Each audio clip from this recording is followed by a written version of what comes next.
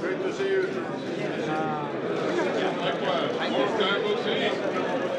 A very substantial step up in NATO military support to Ukraine is expected to be announced later this week at a meeting of the Ukraine Defense Contact Group. This meeting has been convened by US Secretary of Defense Lloyd Austin at the Ramstein Air Base in Germany on Thursday.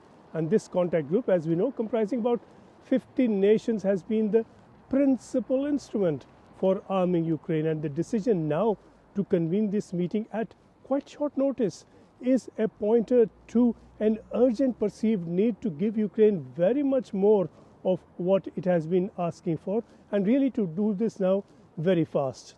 That the contact group is indeed preparing to do more became quite clear at a meeting and at a press conference addressed by US Secretary of State Antony Blinken in Washington on Tuesday, together with British Foreign Secretary James Cleverly.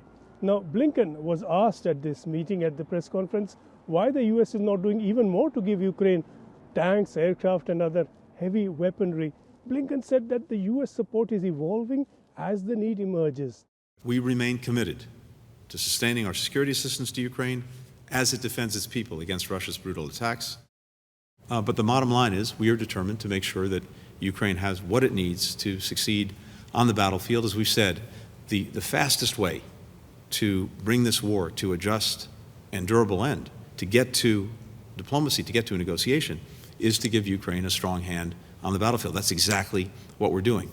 He pointed to this meeting that Austin has called, and he said there will be more announcements and that people should stay tuned for more. It's all now pointing to now equipping Ukraine for the offensive and to take the fight back to the Russians. The British too have stepped up with support, as have other European nations. Prime Minister Rishi Sunak had spoken earlier of either stepping up or maintaining present levels of support. The Brits do not speak of just maintaining support at present levels as an option anymore.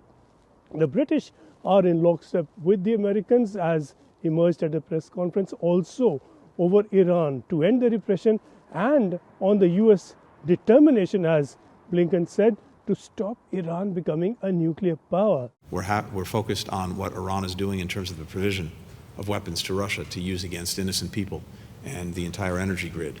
Iran and Russia have, of course, become a linked enemy for the Western countries, given the fleet of drones that Iran is supplying to Russia to attack Ukraine with.